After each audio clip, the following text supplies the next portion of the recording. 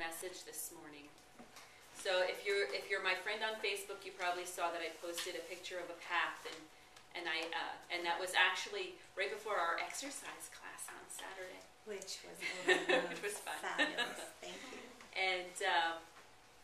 And I asked the question, how are you walking your path? Because I think it's really important to examine ourselves in all seriousness, not just our behavior, but in our walk. Because guess what? Others are. So how important is it? It's important enough to consider in that sometimes we get a confused idea of what it means to behave in a certain way and to act in a certain way and to invest our time and energy in certain kinds of activities because of the prevalent idea that reality has multiple perceptions. How many people have heard that saying? Reality has multiple perceptions. And that's why when there's a car accident, everybody sees something different. Well, guess what? Everybody sees a car accident. They may see different angles of the car accident, but they see a car accident. Because reality is reality. What is what is.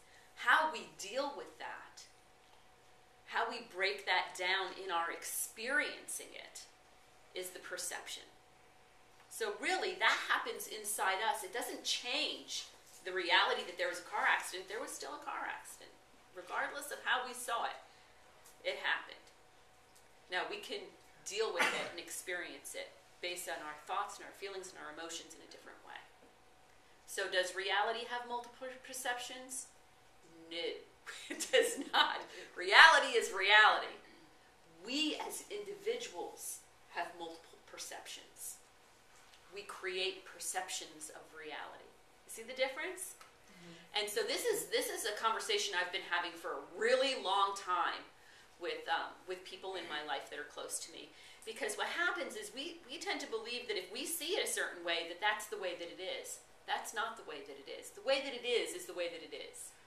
It's our reaction to it. It's our reaction to it that changes it, exactly.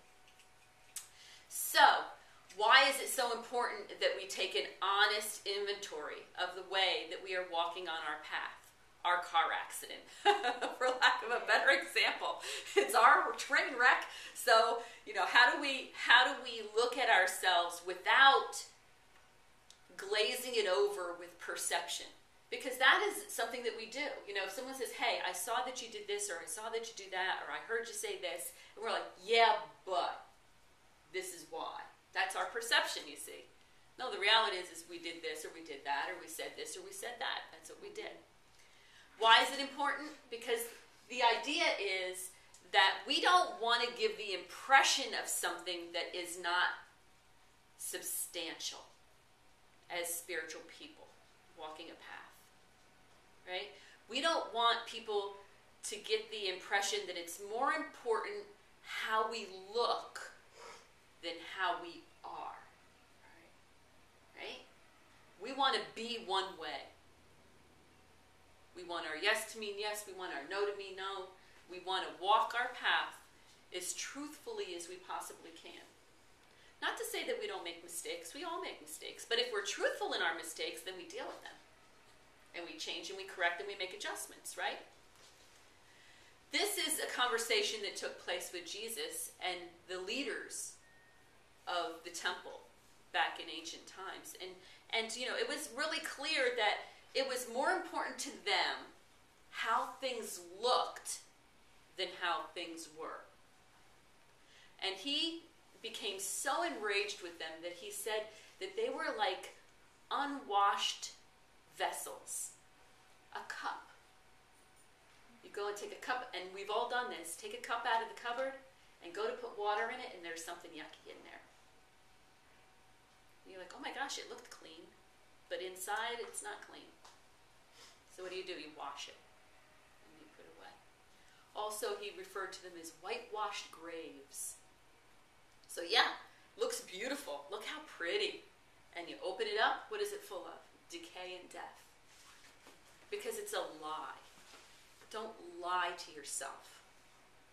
Don't say, yeah, but. There's no yeah, but. There just is. Either you are or you're not. Either you're moving forward or you're not. Either you're honest with yourself or you're not.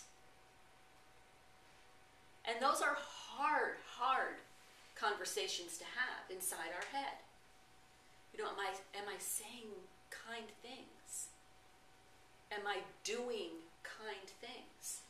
Easy to do those things when everything's going your way. Easy to do things that are kind and good and right and clean and righteous when everything is going your way. How easy is that? I'm on my A game.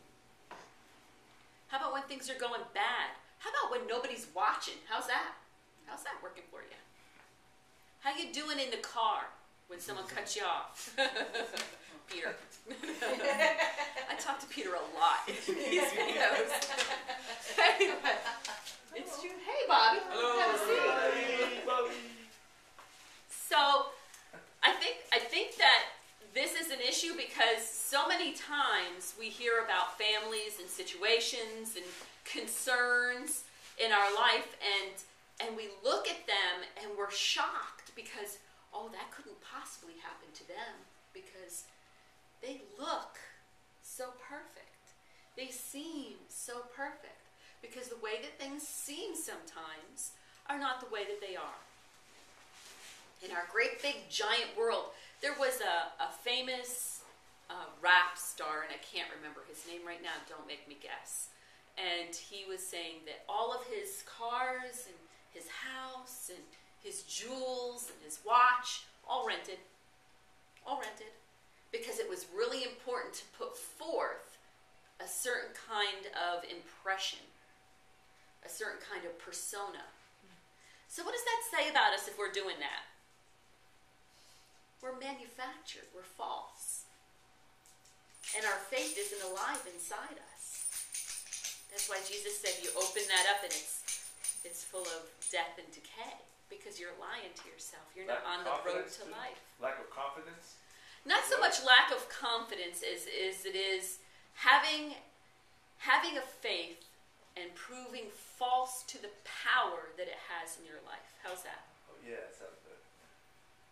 Not allowing it to manifest itself in your behavior, in your thoughts, primarily in your thoughts, in your heart, cultivating it, growing it.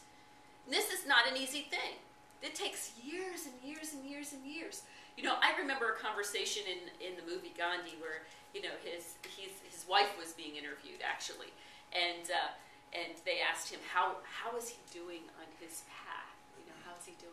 And she said, well, he's been trying to practice abstinence for the last few years, and he's not doing very well.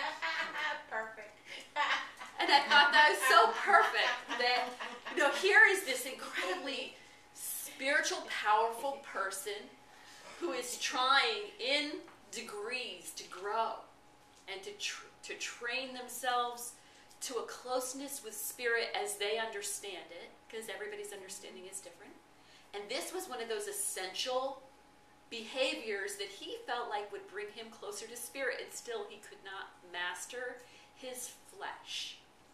Because we are human beings, and we are weak. The flesh is weak. The Spirit is willing. Oh, we want to. That's that whole, we put on the robe, we do our makeup, we fix our hair. Oh, don't I look so pretty today? I look like a spiritual person. But what's going on inside is this battle constantly between good and bad. To do the right thing or to not say anything when you want to so badly say something. Or to say something when you so badly want to look the other way. Either one of those things could be true. So, today my message for you, the lesson for today, is to take a good, honest inventory of our path, our feet. Are they walking in the way that they should be walking? Are others seeing us walking that way? Because sometimes we think we're walking one way, and then someone goes, I don't think so. You need to get your feet back on the path. And isn't that a great friend?